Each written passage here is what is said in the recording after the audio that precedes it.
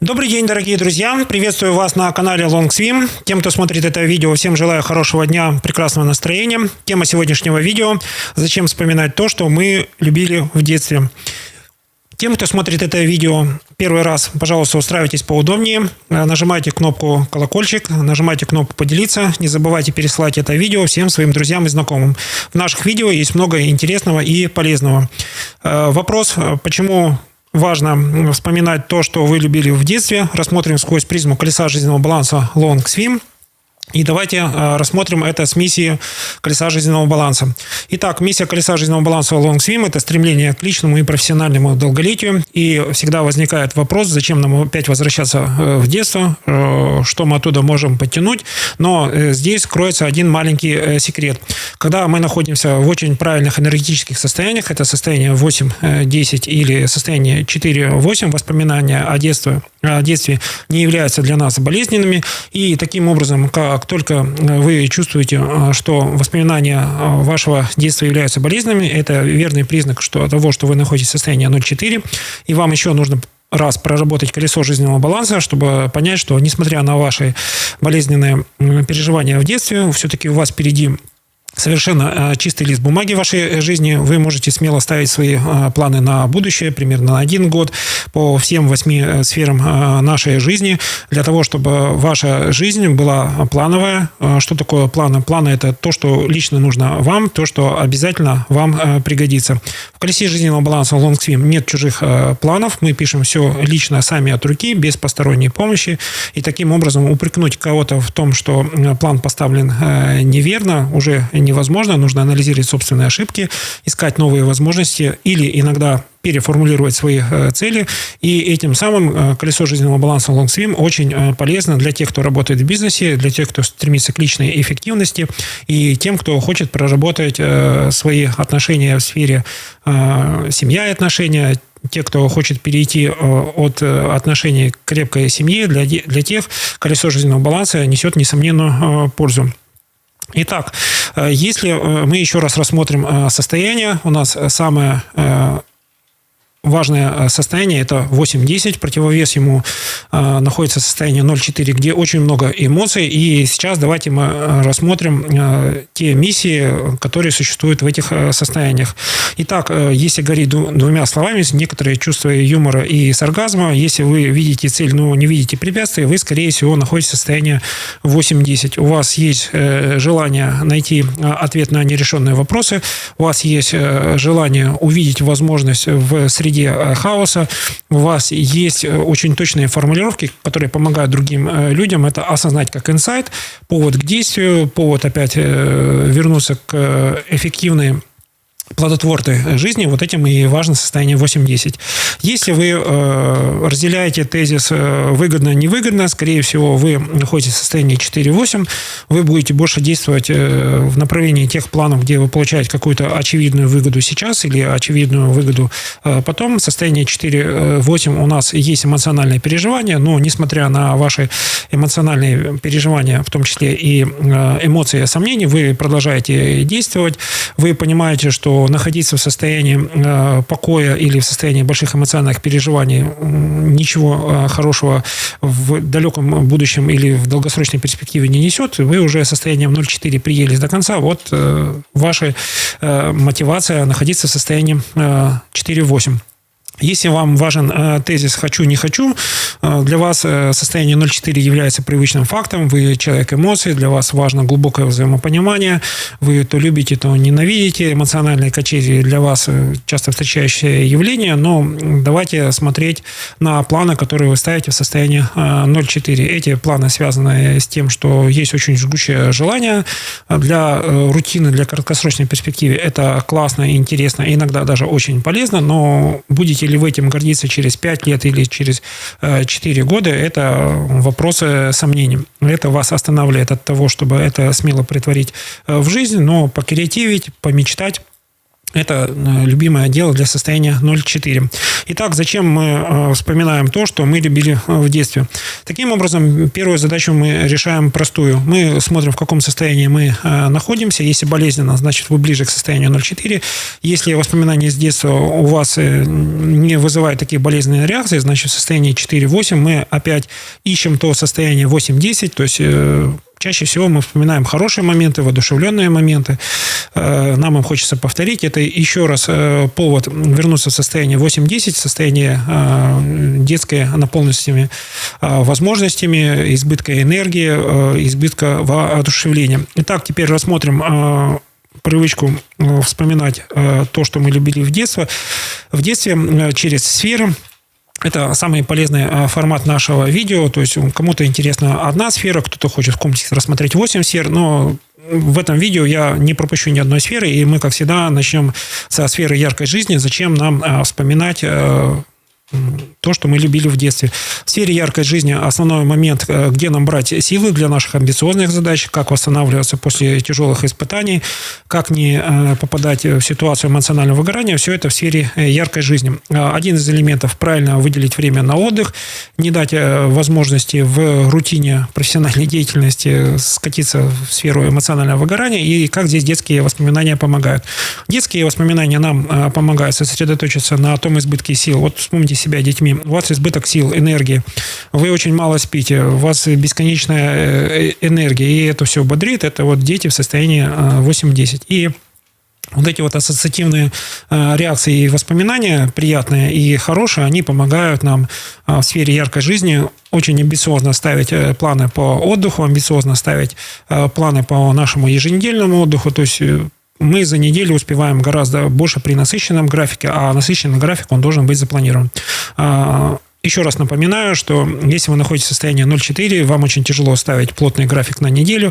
Вы живете от ситуации по ситуации, хорошо импровизируете, но если вы хотите недели гордиться насыщенной, тогда вам нужно что-то запланировать, и запланировать таким образом, чтобы все в течение дня сложилось по вашему плану, и день за днем вы понимаете, что спланировано, то есть сделано, чувствуете себя на высоте. Следующая сфера, где важны детские воспоминания, сфера духовный рост и творчества.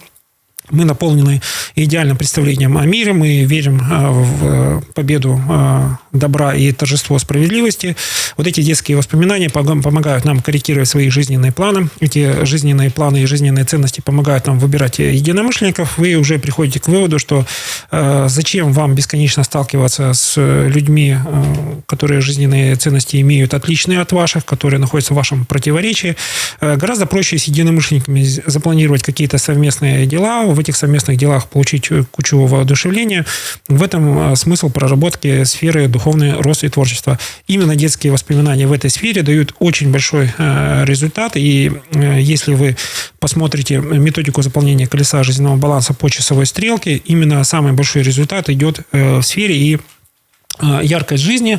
В сфере духовный рост и творчества он чуть-чуть меньше, вот этот эффект привычки. В сфере карьеры и бизнеса эффект сохраняется, потому что детские мечты помогают нам все-таки взглянуть на этот мир сквозь призму неиспользованных возможностей, сквозь призму раскрытия ваших талантов, сквозь призму раскрытия ваших способностей. Потому что в профессиональной деятельности чаще всего вы в профессии не используете те способности, которые у вас и есть. У вас это есть возможность реализовать через свое хобби, а это сфера духовного роста и творчества, либо через свою профессиональную деятельность. Вот это совмещение креативного и логического, меркантильного, можно сказать, в сфере карьеры и бизнеса, но дает вам возможность креативно взглянуть на эту ситуацию и попробовать себя через призму новых возможностей.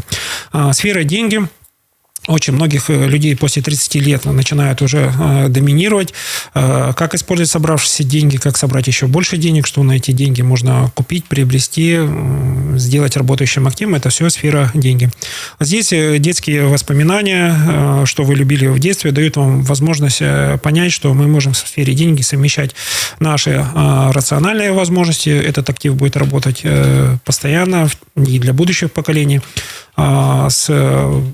с темой экологичности, гармонии, существующим ландшафтом жизненным, который у вас есть. И таким образом вот борьба единства и закон единства борьбы противоположностей. Здесь в сфере денег работа на все 100%. Не забываем, что сфера деньги обладает миссией, как и сфера семьи и отношений, сохранить и примножить.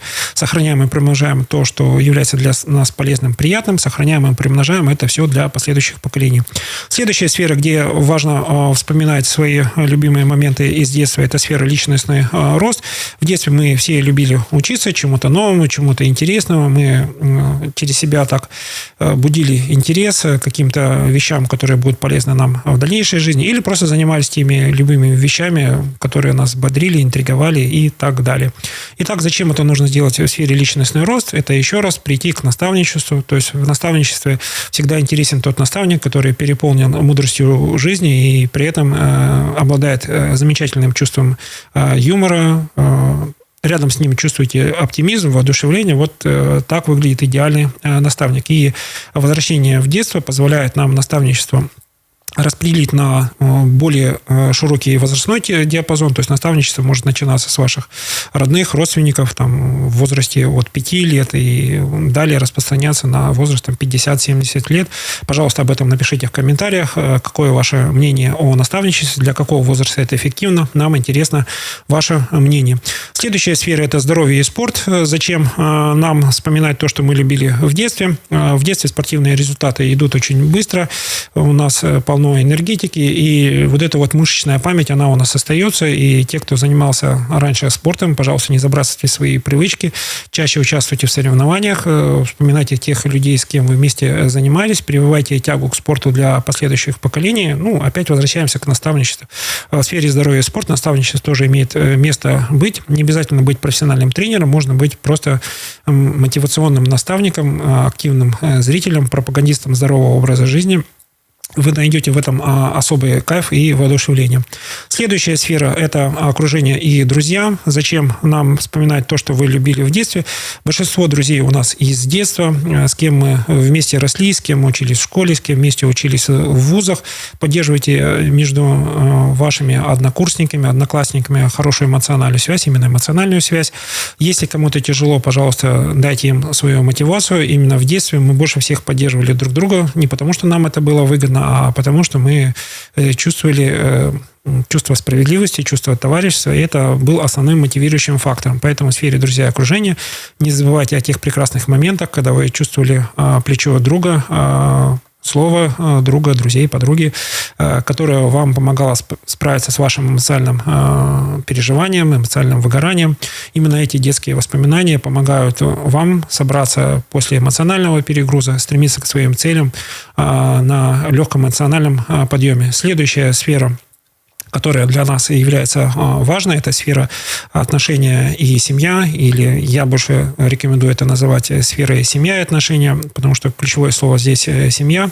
Зачем здесь вспоминать то, что вы любили в детстве? Ваш любимый человек, любимая женщина, любимый мужчина достоин того, чтобы вы делились самыми сокровенными переживаниями. Это дает вам неимоверную духовную близость. Почему? Потому что если вы находитесь в сфере семьи и отношений в состоянии 0,4, вы, не стесняясь, знакомите своего партнера любимого со своими самыми глубоко затаенными эмоциональными переживаниями, негативными. Когда вы любите вспоминать, что вы любили в детстве, у вас есть возможность вашего любимого человека, партнера познакомить с классными эмоциональными, воодушевленными эмоциями. Это то, что вас наполняет энергетикой, дает возможность смотреть на все с эпоху, в эпоху возможностей, а не в эпоху достигаторства. Кто хочет меня поправить, пожалуйста, в этом вопросе, пожалуйста, пишите в комментариях. Не забывайте ставить лайки, писать комментарии. Итоги сегодняшнего видео следующие. Итак, сфера, скажем, когда мы вспоминаем то, что мы любили в детстве, нужна нам для того, чтобы мы проверили это как лакмусовую бумажку, свои состояния. Свои состояния мы проверяем разными способами, и чем больше этих способов, тем больше у вас умение доверять именно своим состояниям. То есть, если вы обнаружили себя в состоянии 4-8, то есть вы работаете и принимаете решения по схеме выгодно-невыгодно, вы понимаете, что это не предел ваших возможностей. Если вы придерживаетесь принципа «и он вам нравится, вижу цель, не вижу препятствий», вы, скорее всего, находитесь в состоянии 8-10. Вся цель наших видео для того, чтобы в вашей жизни в течение 30 календарных дней состояние 8-10 было чаще, чем 4 раза. То есть, состояние 8-10, если оно еженедельно, это замечательно. Если у вас это происходит чаще, значит, вы в гармонии со своими жизненными целями, вы в гармонии с теми ресурсами, которыми вы располагаете, вы идете в том темпе, который является для вас не энергозатратным. Поэтому, когда вы делитесь детскими переживаниями, со своим окружением, со своими близкими, вы понимаете, что вы ищете подтверждение своему темпу, который вы выбрали, либо темп, в котором вы движетесь, вы стараетесь ускорить на 1 день, на 2 дня, но вы что-то делаете в сторону своих планов. Тем, кто смотрел это видео, всем желаю хорошего дня, прекрасного настроения. Надеюсь, это видео было полезным. Кто так считает, пожалуйста, пересылайте это видео всем своим друзьям и знакомым. Не забывайте ставить лайки, нажимать кнопку «Поделиться». У вас все получится. Я в вас верю.